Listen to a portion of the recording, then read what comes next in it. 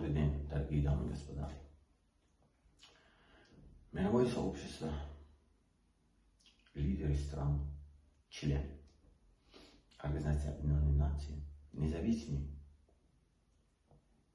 правозащитные организации, журналисты, блогеры, международные интернет-корпорации, которые боретесь за свободу человека, за демократию, за равноправие, за мирное существование человечества в планете Земля. Каждый отдельную свое задание исполняет. Я, Дадабоев Лорен Борисович, основатель и лидер политических народно-демократических движений Таджикистана АМОД. Это политическое движение борется с диктатурой, репрессией, геноцидом и кланово-репрессионной системой Республики Таджикистан. Я уже более 7 лет нахожусь в изгнании, в бегах. И в протяжении своей жизни я много чего увидел. Я сейчас, как система Эмомали Рахмона управляется, я сейчас скажу. Вот, например, вы видите, 5-11 ноября 1952 это день рождения Эмомали Рахмона. Если плюсуем, 5 плюс 11, 16 становится. Это 16 сессия, когда Эмомали Рахмон, Google есть, пришел во власти в 1992 году.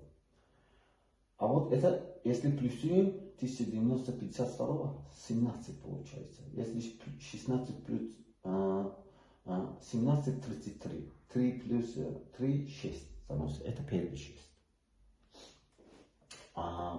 Это Эмомали Рахмон. Или 24, 6 тоже. Например, первый митинг гражданской войны 19 февраля 1990 года началось. Если плюсуем, 24 будет. Там убили 24 человека. Еще Эмомали Рахмон не был там президентом, но его код существовал, потому что каждый лидер страны по политическим институтам, международные, те, которые исследуют все во всем мире, лидеры рождаются. Каждый знает это. Посвящением книгам, по закону Божьему. Все. Вот так, короче, работает. И такая система репрессионная его работает тоже. Например, 12 декабря 1987 года день рождения его сына. Вот эти числами охотятся они. 5, вот это все охотятся они. 19 охотятся, репрессируют, депортируют, похищают, убивают. На 16-м Умара Ликуватова убивали, если плюсуете число Умара Ликуватова, 16 становится. Поняли, да? И последние вот цифры, если плюсуем, 8 плюс 7, 15 и 6. Это второй 6. Дочка Эмомали Рахмона, Узула Рахмон, родился 3 января 1978 года. Если в конце плюсуем, опять 15, 6. 3 шестерки решают все проблемы. И если плюсуем 3, 6, становится 18. 18 это 9. Получается 1 плюс 8, 9. 9 это изоляция. Поняли, да? Вот такими системами он работает. Поняли? За ним стоит, например, 24, 33, все террористические, все. У меня есть записи, которые все их деяния такими цифрами расшифруются. Вот так управляется их система, кланово-репрессионная система Эмомали Рахмона. Вот здесь мой канал. Подписывайтесь на мой канал Freedom TG. Поняли? Вот такой у него знак. Вот этих всех, вот этих активистов, лидеров, они ученые, интеллигенция, спортсмены, блогеры, журналисты, адвокаты, врачи, понимаете, всех убивали, репрессировали, депутатов, всех. Вот такими цифрами. Там есть у нас на английском, на русском и на таджикском. Можете читать это. Сами увидите, там линки есть, Google доказательства, не я и не мои слова. Поэтому вот насчет моей случая, вот посмотрите, я просил политическое убежище в Германии в 2000 Я покинул свою страну в 2018 году. Сначала поехал в Швейцарию. В Швейцарии меня питали, потому что Швейцария заинтересована Таджикистаном, и с ними очень хороший контакт, потому что Эмомали Рахмон все ограбленные деньги там спрячет. И вот эта бумага из Швейцарии, как они питали. Когда они питали, у меня было ранение в телах, много травм. Я сказал им, отвезите в больницу. Они меня отвезли в больницу, где в Турках, где ненормальных, короче, держат. Вот это их справка. Если 15-го, понимаете, 15-го они меня питали, вот 15 числа 05-2018 года. А 15 опять код тот, поняли, да? А код Рустама Эмомали, потому что ты не согласился с ним. Я код, поняли, да? А вот это их бумага, 18-я. Видите? Что типа я имею ПТС, посттравматический синдром. Но они, чтобы отмазать свои вот, деяния, преступные деяния против человечества, делали вот так. Если плюсуем все это, плюсуйте 33. 33 это код Эмомали Рахмона, там показал я. Если 16 плюсуем на 17, 33 становится. Поняли, да? Код заказ, заказ на основании заказа. А 24, когда я начал политически активную свою деятельность, вот эти слова начали говорить, эти бумага еще у меня не были, а говорили эти, группа 24. Потому что за Рустамом есть одна политическое движение, за этим тоже одна. Потому что когда у нас была гражданская война, там было два Майдана. Майдан Шахидон и Майдан Озоди. Там много людей участвовали. И всех этих людей убивали они потом. Притяжение своей управления государственной властью после примирения. Потому что от них делали карьеру своим новым кадрам, которые они берут. Правоохранители, типа они участвовали в митингах. И вот здесь тоже такое, короче, такие кадры. Это все ясно. Вот там, в линках тоже ясно. И они использовали еще мою жену, которой я развелся, он тоже относится к определенным кланам. И здесь тоже, вот она оклеветала, типа я агрессивный или такой какой. Вот здесь тоже числа. 16, Эмомали Рахмон, видите, 19 часы. Все, везде, во всех, это официальные бумаги. Везде, по всех. Вот этих людей тоже так делали. Их убивали, репрессировали, депортировали и геноцид проводили такими способами.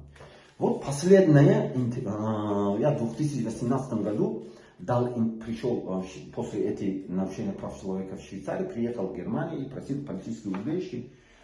А тогда я не знал язык, и всегда они выделяли русского переводчика. И здесь много очень ошибок.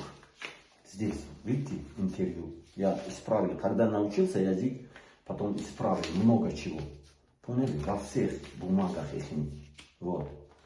Это было интервью в 2018 году. До сегодняшнего дня они не дали негатив, позитив, не было никакого ответа.